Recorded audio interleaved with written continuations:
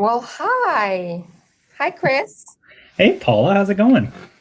Good. Hello, everybody, LinkedIn community. Thank you so much for joining us today. I'm Paula Ceballos, and I'm really glad to be here.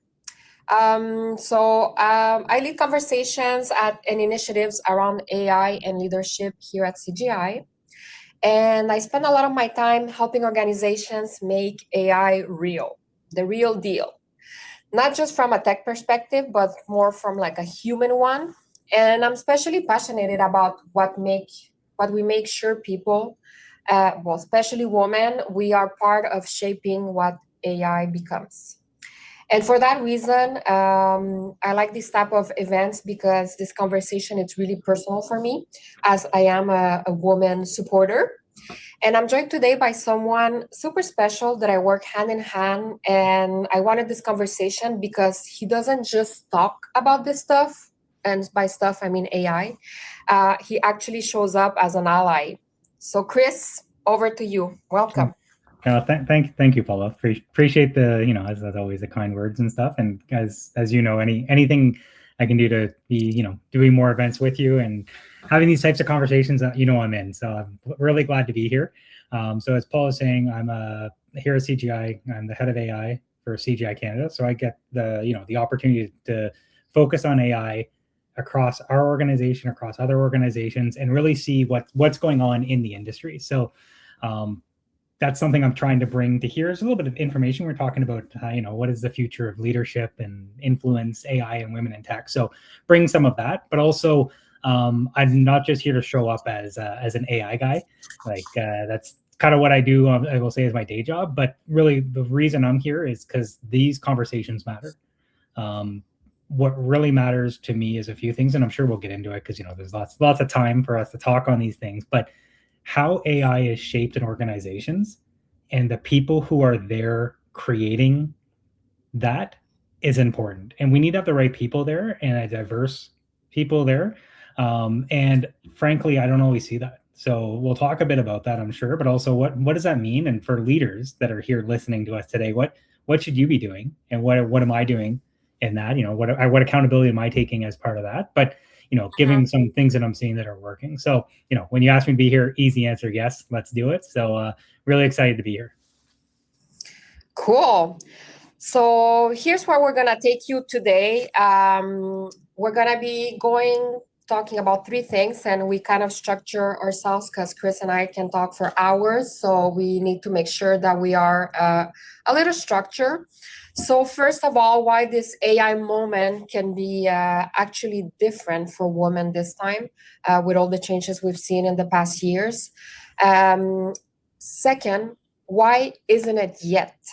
Hmm. I mean, AI, the conversation's been going on for a little bit, so why isn't it yet? And it's something we're going to be digging into. And third, what we're actually going to do about it. And I know, Chris, you're going to make me accountable. Otherwise, you will kick me out of the AI committee. And the two of us, hopefully, we're going to watch you, ladies, leave with some strength and like the willingness to go change the world. So we got about 45 minutes together, and then there will be 15 minutes of questions. So please go ahead, drop them on the chat, and as we go, we're gonna be answering them as well. So let's get into it. Yeah, that's great. And so I know, Paula, we said we can talk for hours. Maybe I'll start talking with a question for you. So we're talking here about the future of leadership. So when we think of that, and again, AI is the top topic for, it seems like, every conversation I'm in. Like what are those leadership capabilities that's becoming more valuable because of AI, in your opinion? So what I'm seeing right now in AI, it's really whether the clients or internally. I mean, the hardest problems are not technical anymore, and I'm Mm-hmm. sure you're not surprised, everybody listening to us. They're really human. Judgment, alignment, trust, a lot of trust, and those who are the real differentiators. Mm-hmm. Um, Compared to prior tech waves, like when we had the big 2000s, where do you see AI shifting advantages towards human capabilities? And I'm all about humans. I have an anthropologist background, as you know, and it's really what's gonna change is really the judgment, empathy, collaboration, something that we used to talk a lot, maybe 20 years ago, storytelling. Yeah. And this is going to become essential.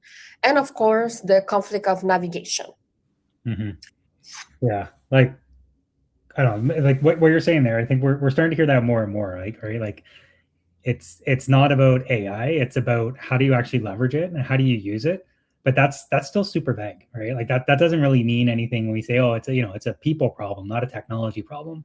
But Exactly. what is it? Yeah, like what does that mean, right? So to me, some of that things you just said, like, like we need to have judgment, right? This AI is the first tech revolution that's ever been there. It's not so much about the tech, it feels like, right? It's, when we think of the internet, it was, can you search, right? I used to be the best Google searcher in the world, right? The quotes, the minus, the colons, anyways, like, just how do you do that? And then it became, okay, nobody cares anymore. But cloud, I've been a big part of a cloud, the cloud pieces, and can you architect a good solution? That was really where it is. How do you make it work within the cloud on your, like, there's like all about the tech working here. But AI, it's not just a technical skill, it's like this judgment, right? Like everything it does looks so right. It's just so, it looks like it's there. You have to be able to call, no, this isn't right, this doesn't make sense to me. And then how do you kind of move this forward within your area, within your piece? And to me, a lot of that, we're moving forward on, like, really focusing a lot on context engineering. So context is like, it's like, what do you give to your solution, to your AI assistant or whatever? What information are you giving it? Again, context, right?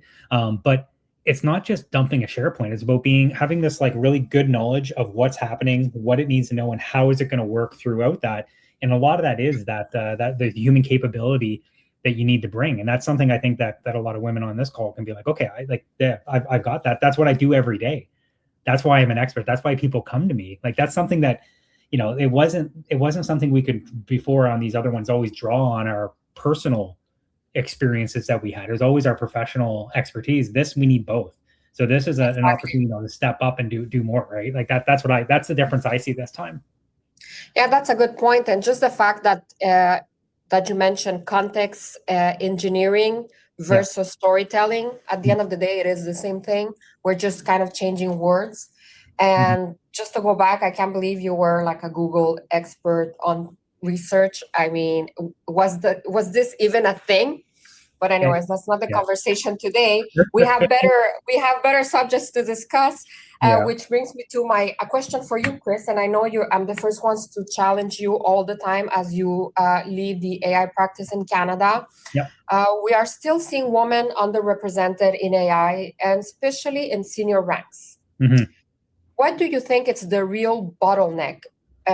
Or is it hiring, retention, promotion, sponsorship, or just access to AI work? Like, how do you see it? What is it? What's the problem? Yeah. So just saying like all the above is probably not a great answer.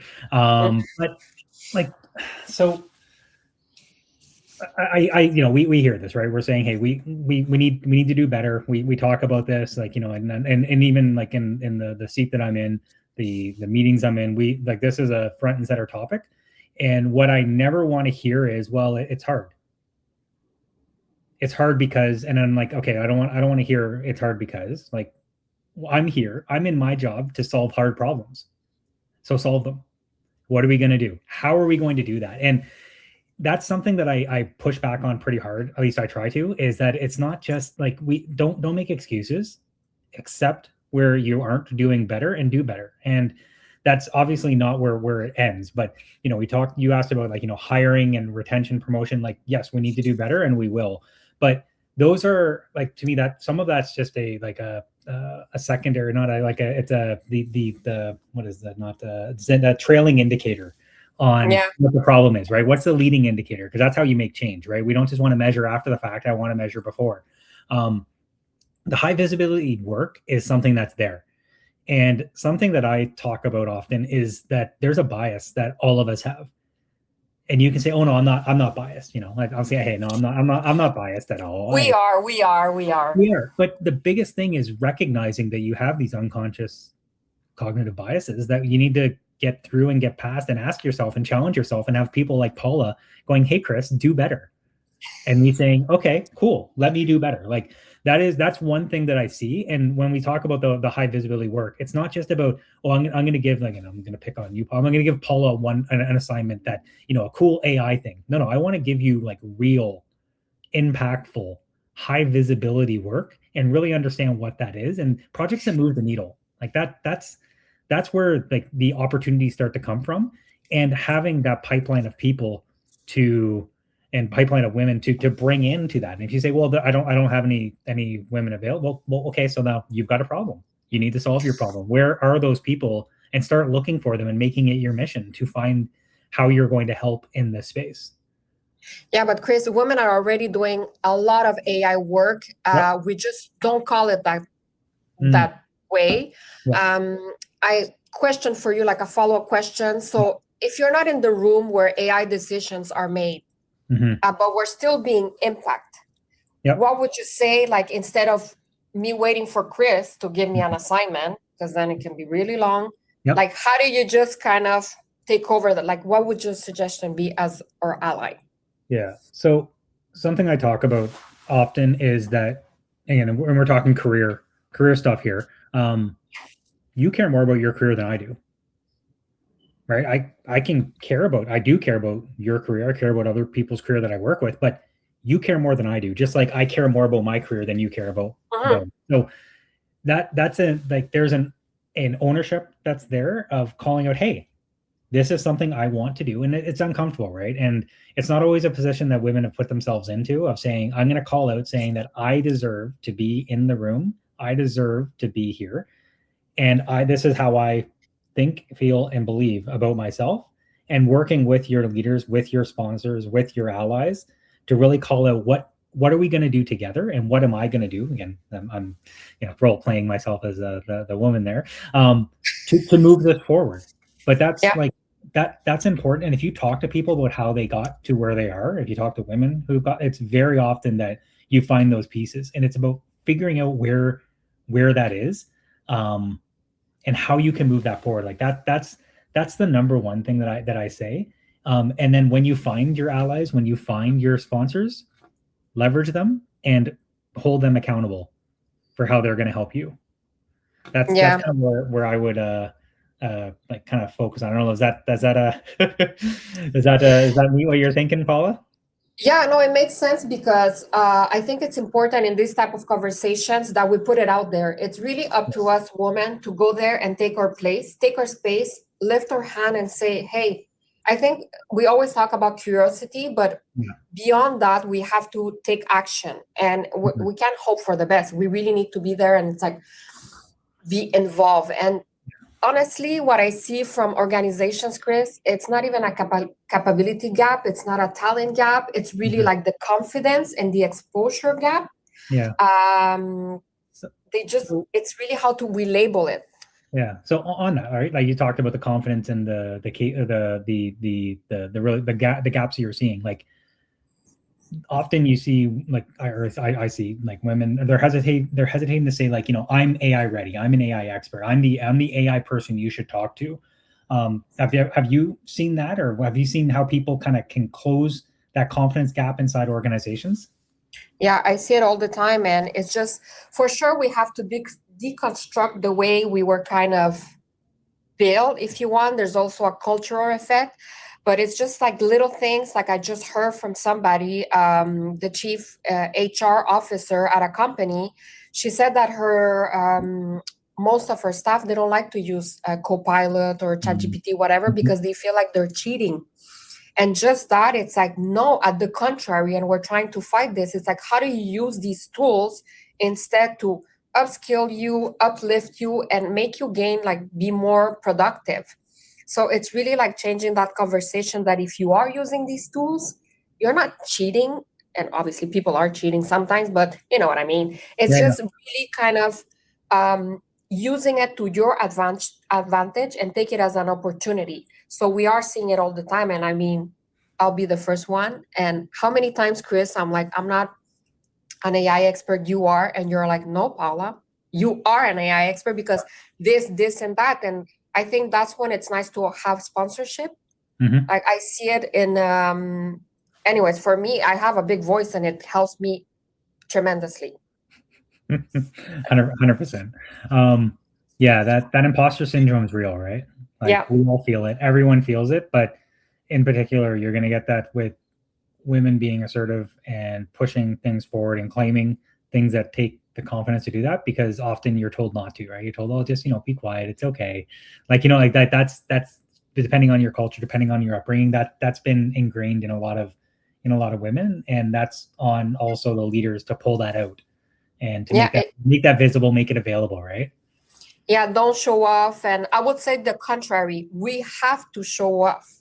We have to put ourselves out there. And I always say share the knowledge, share the wealth, because the more we share, the more we encourage and we kind of support each other. And this is like, oh, I learned this and I learned that. And then we create kind of like this network of experts. Yeah. Because aren't we all? Yeah. And make it regular, right? Don't make it this like thing that like a taboo or something. Like even that we see that all the time. Again, I'm the head of AI, but I don't always make it known that I'm using AI for things. And it's like I don't know. There's still that like thing. I use it every day. So it's like it's just be confident enough to know that the value you bring. Like know your value and bring it, right? Like that's some of the things I think of.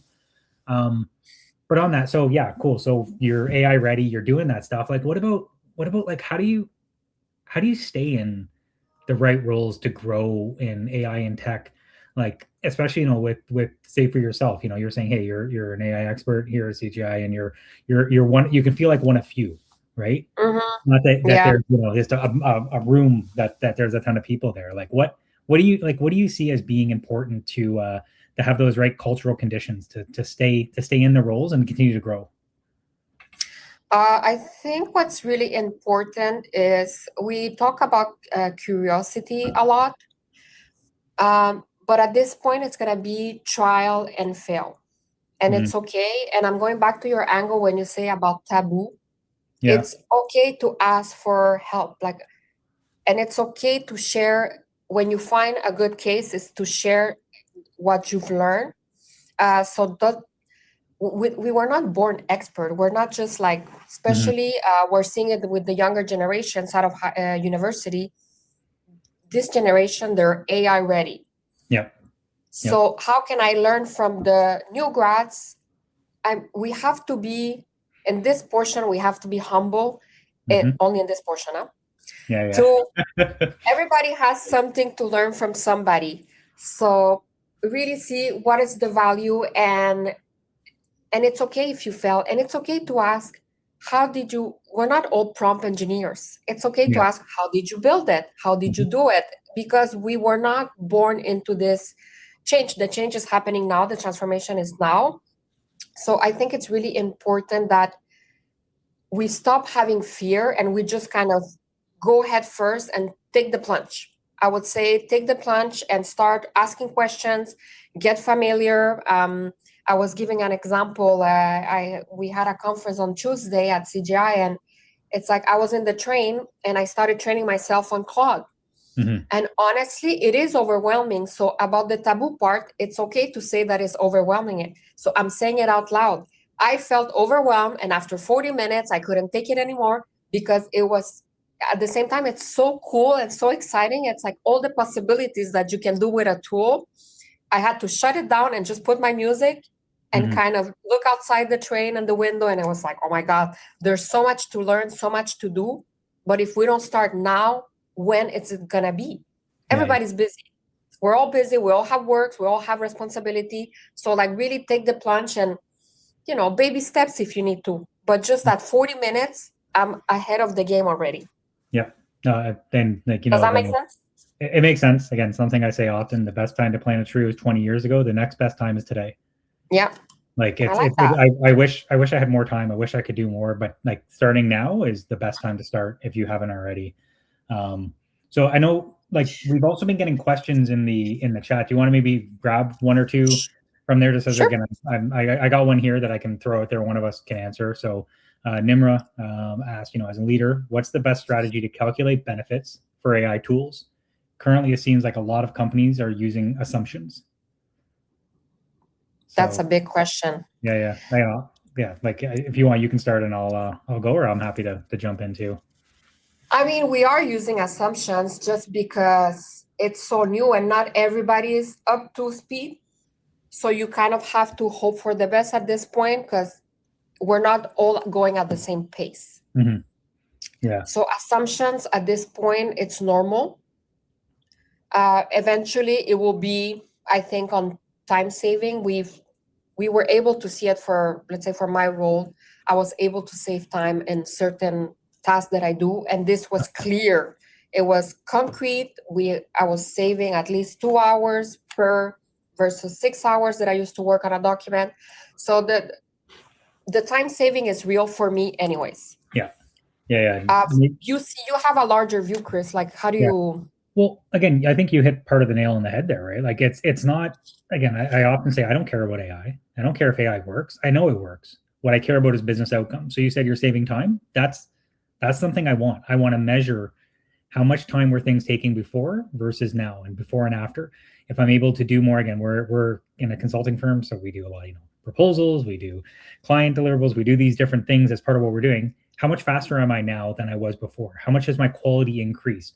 We see this in software development. We can measure these things. Like, it's not how often am I using a tool, it's how well is the tool helping me improve. That's the things we want to measure. And I think sometimes it's a simple reframe. You're like, oh, of course we're gonna do that. But no, I go to clients and they're like, yeah, well, what's our participation rate? And I'm like, well, does it matter? Like, what matters is the outcomes you're getting. Like, that's where you want to measure. And that's hard. Like, that's not an easy thing to do. So I know I'm just kind of saying these things, but it is something that I see as like that'd be how I like to reframe that. But I think also just it's really because we talk about AI. Yeah, it's a tool, it's technology, but it's really the voice behind it. And there's some things that are not going to be measurable per se. Writing an essay and having that help, like I have amazing ideas, put them on paper. It's not as easy for me.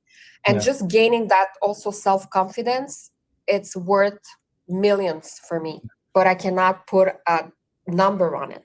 Yep. No, for sure. What are the questions? I like this. Sure, we can jump to another one. So maybe maybe I'll combine two that I'm seeing here. Like, one is which AI trends will create the biggest opportunities for women in the next 5 years? And then there's one also for someone in application support and cloud environments. Which AI skills or AI related skills would you recommend prioritizing to stay relevant over the next few years? Maybe if you want to take the cloud as the cloud expert, and I'll take the next one.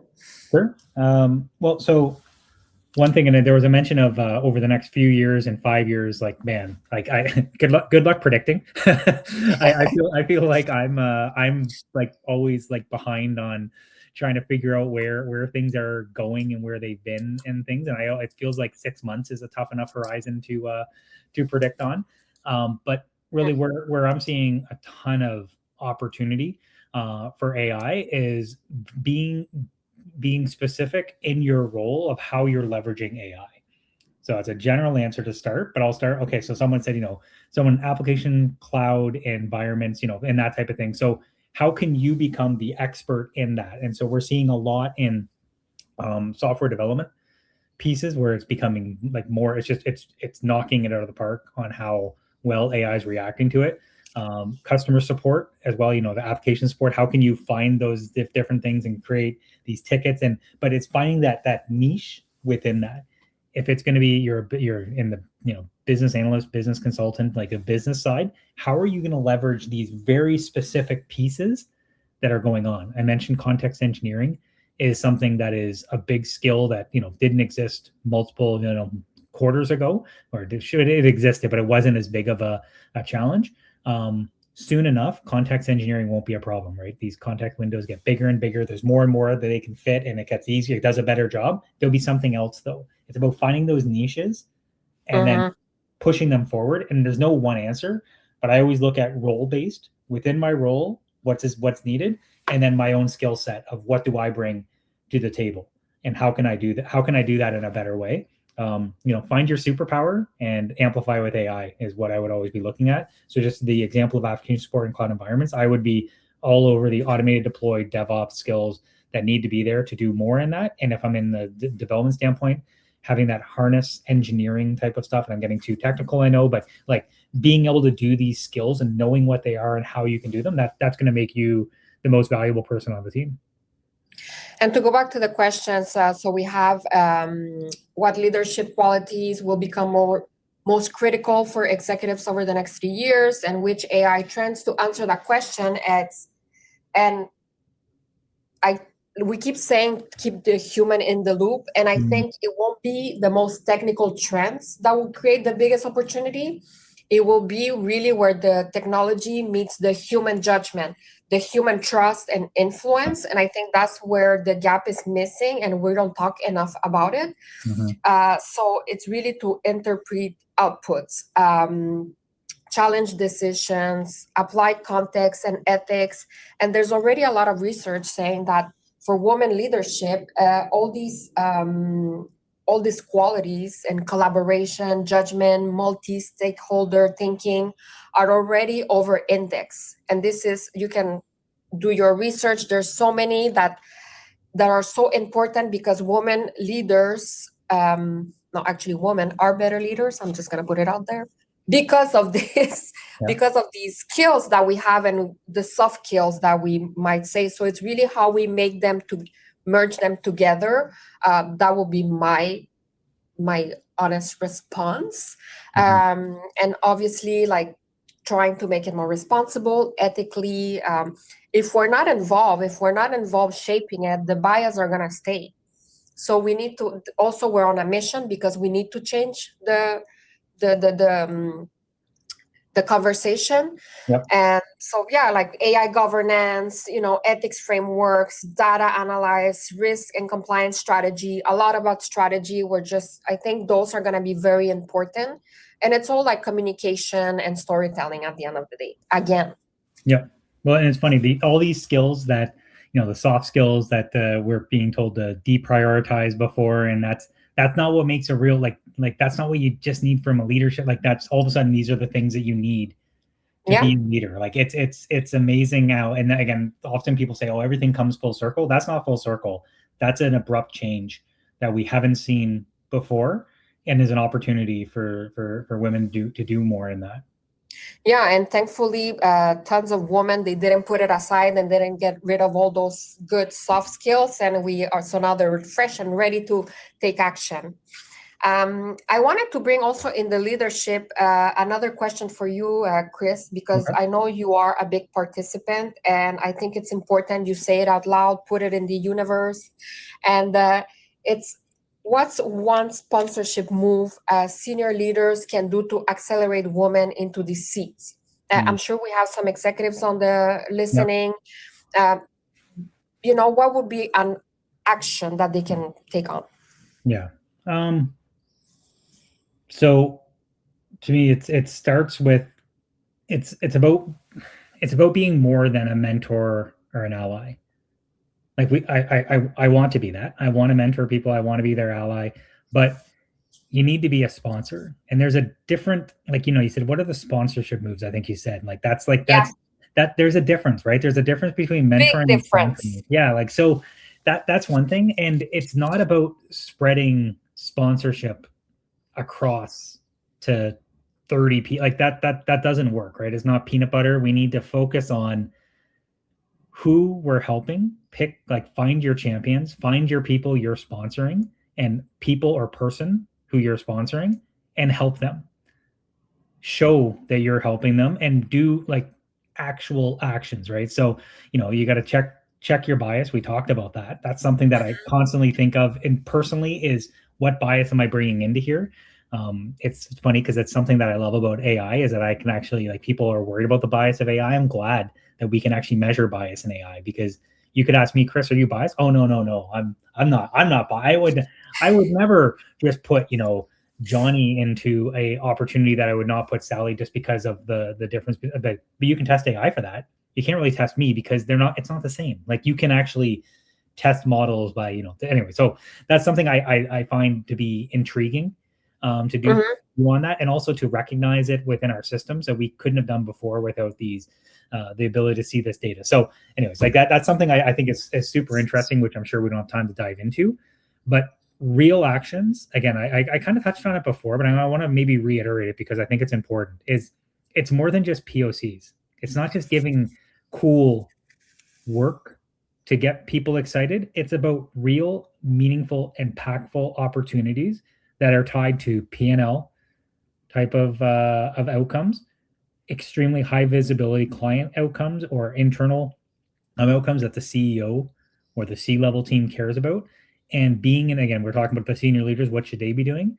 Having the people in their I can say on their bench. I'm talking consulting stuff, but in, like, available to them to bring into these opportunities. And if you're saying, well, I don't have anyone, then that's your first action, is to have people and women who you are doing this with, and then Yes. start doing it. So that would be like my kind of like my action that needs to be taken, is to be able to do those types of things.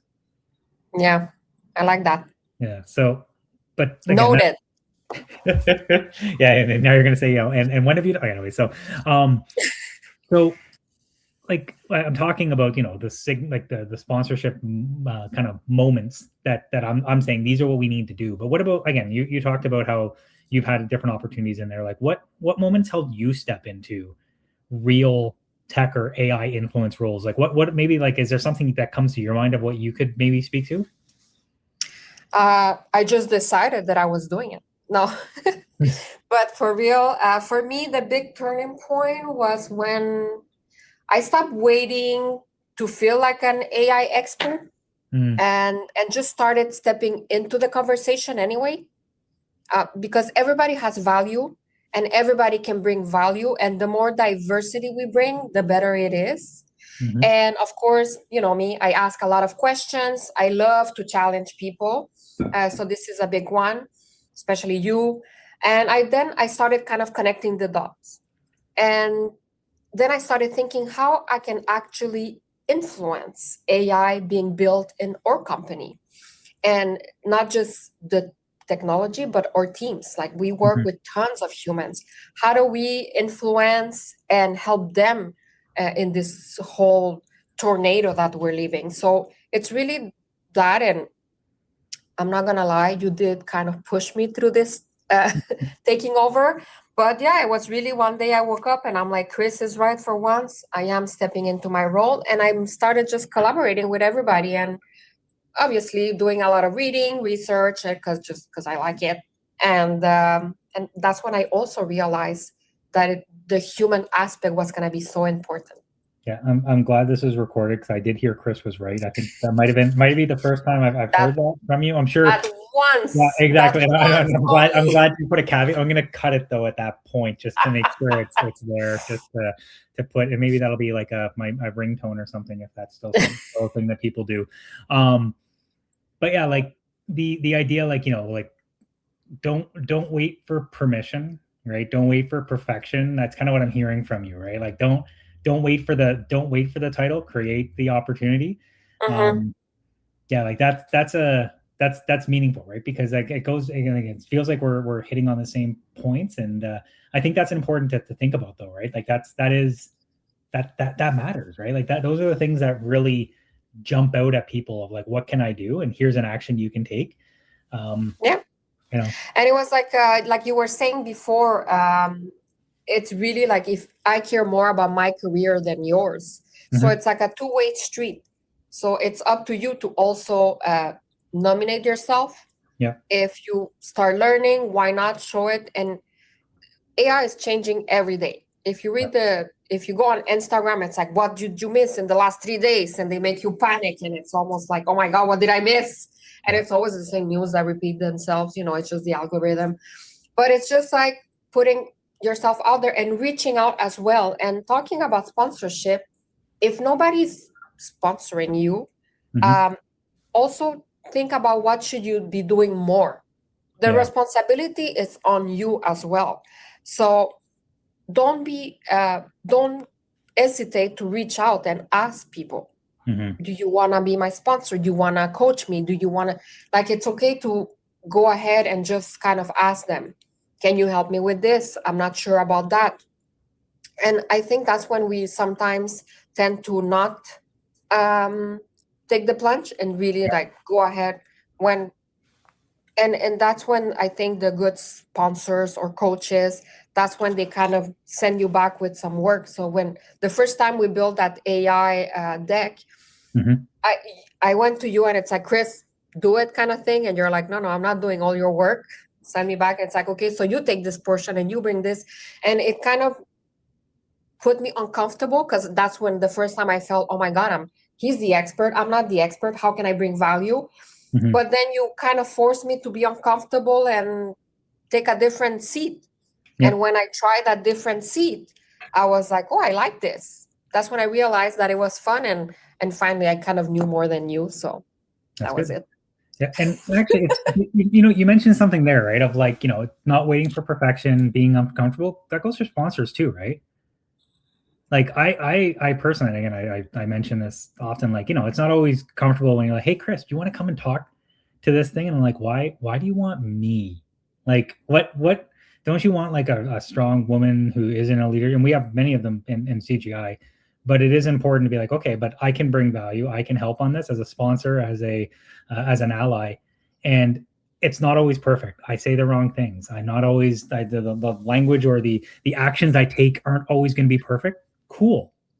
Learn from it, continue to be uncomfortable and do better. And my comfort shouldn't hurt your career.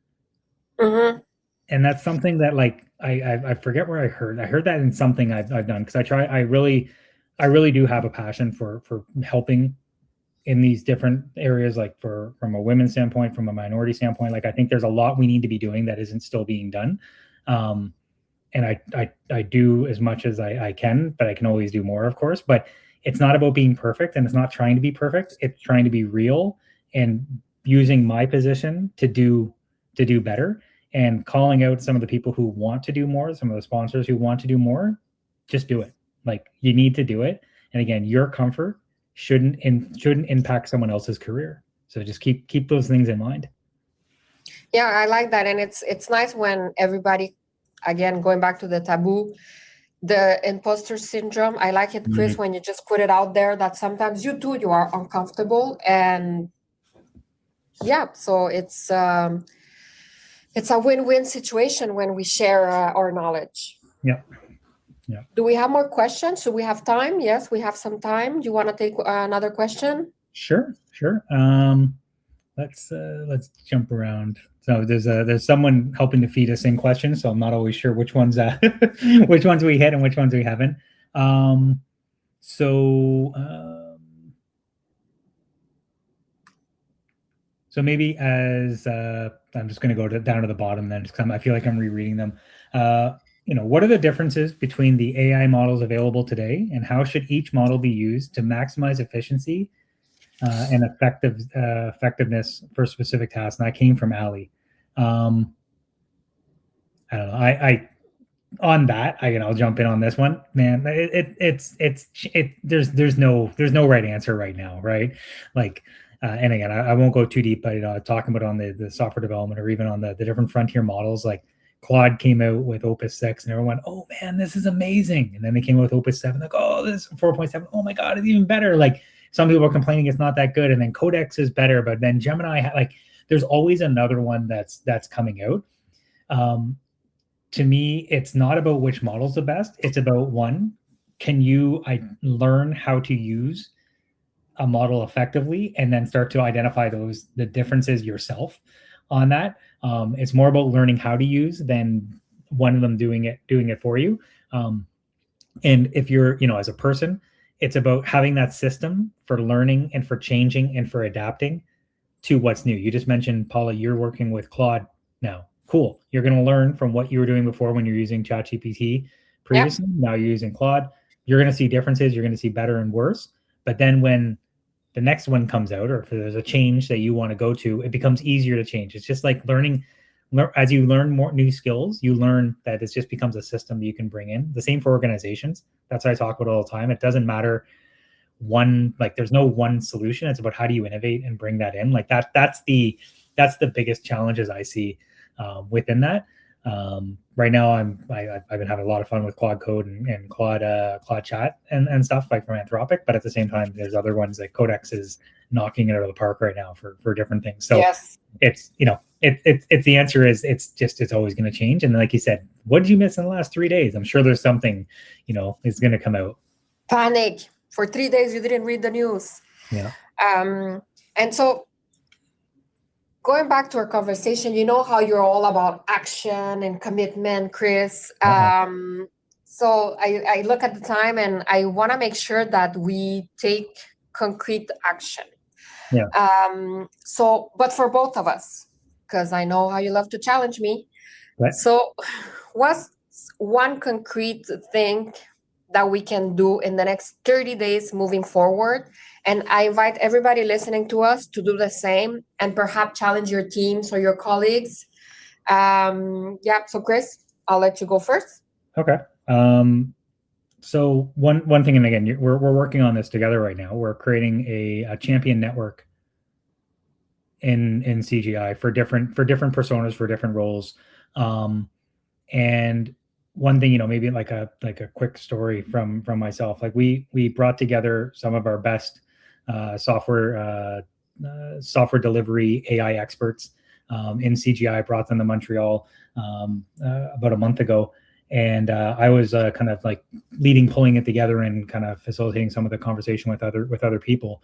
And when we were just kicking off, I looked around the room and I was like, I was really disappointed because it was coming from different leaders who we were sending. It was it was a room full of men. And one thing I called out, hey, we need to do better here. And I want to see a different room when we pull this back together next. So challenging people, but also just calling out that, hey, like we're not doing well enough. I'm not doing well enough. It's not something I looked at before when I was getting participants. It wasn't something I thought about. Shame on me. That was shame. But shame. Honestly, it wasn't there, and I could have just been like, okay, I'm not going to mention it. I'll just keep quiet. Like, oh, no one may know. Like, nothing bad would have happened. But calling it out is something that's we need to identify the behaviors that we don't want to have. I always say culture is created by the behaviors you reward and behaviors you punish. I wanted to call out that I wasn't doing well enough, and also the people in the room weren't doing well enough. So we need to do better. So on the champion network going forward, having that.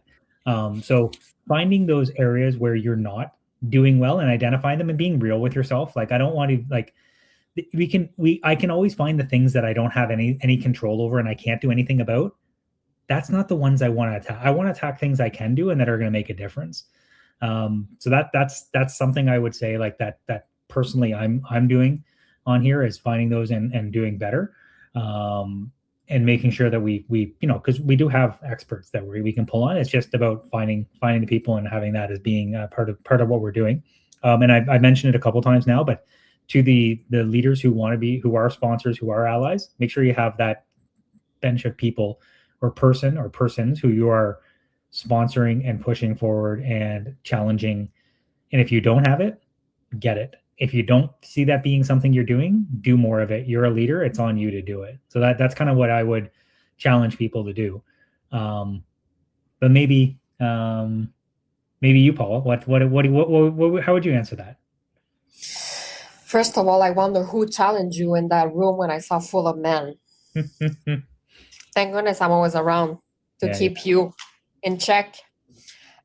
So for me, in the next 30 days, I would say, I'm committing intentionally to bringing more women into AI conversations, bring them to collaborate with me. I'm involved in so many little projects.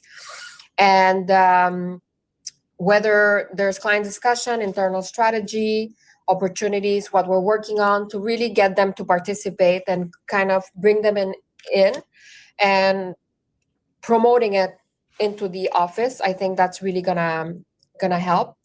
I see we put a QR code on the screen. Mhm. We want to celebrate women in tech. I'm giving you some couple of minutes to scan that. It's really all of the tech career labs. We're going to have some amazing people joining. We're also going to have French sessions. So for the French speakers, also stay alert. I'm actually going to be doing a French session with our data expert in next week, I believe. So join us, where there's going to be tons of different subjects. And of course, I just want to say thank you. Thank you for giving us an hour of your lunchtime. For people in the east, for people on the West Coast, I hope you're enjoying your coffee. And if you have any other questions, please drop them in the chat. And thank you, Chris, for showing the way, being an ally, showing the way to the other men who can also support women, making them grow. And the future is AI. It will be built by the people who choose to participate, not 100%. complain, not be too busy for it, really taking the plunge. No, with you. And again, we are going to get to some of these, a few more questions that we do have. So we will ask them. So please stick around and keep asking them in the chat team. But Paula, thank you for inviting me. Anything I can do to work with you to do more in that space, I'm down. That. So thank you for having me here. Always a pleasure. Of course. Yeah. So another question I see that maybe I can ask to you. So this is from Manon. How do mid-career engineers stay relevant and build influence as AI reshapes the workplace? It's a tough one. Yeah, it's a tough one. And I feel like saying that either you're early career, mid-career, or expert, it's all the same. Really take action and help shape it differently. Yeah, and mid-career is a good place to be in this because of how much change there's happening, the expertise you still are bringing to it, but also hopefully the adaptiveness that you can have. Because I think sometimes you get some of the we'll say the late career people that don't want to change, and I joke, I hope AI, maybe quantum is my last technology revolution that I go through, because that's just who knows, but it seems like things are going faster and faster. But to me, it's about getting your hands on a couple of these different tools, a couple of the different skills that you need, and go deep into something. Like something I reference is a cool book, Strength Finders, and it's like a survey you can do, and it finds your strengths and this and that. And again, there's a lot of things you can say if you like or not or don't like about it. But the thing I love about that is, one of the things, at least, that I took from it, I'm probably oversimplifying, is find your strength and amplify them. Yep. If you just work on your weaknesses and try to bring your weaknesses up, you're trying to be mediocre. I don't want to be mediocre. I would rather be an expert in something and kind of suck at other things than, try to be pretty good at everything. And I think that's important to find where those things are within your, mid-career. And I know it's a general answer, but it's hard to answer when it's just on mid engineers. But again, I'm all in on the software development side of this. It's amazing. Like I happen to have a background in it, but I'm not hands-on anymore. But I'm doing stuff I could have never done 2-3 years ago, 6 months ago. I couldn't have done what I'm doing now in this on my own projects and at CGI. So that's that's something that I would say is, like, find those things. And like for myself, I'm very good at translating complex ideas into things people can understand, and really making things real and identifying the business value of them. So if you look at those different, like, that's where my career has been built on, those things, finding those things and exploiting those as much as I can. I've jumped around from different types of technology, different types of enterprises, but it's about finding those things and pushing it, and then create that network around you to do more in that.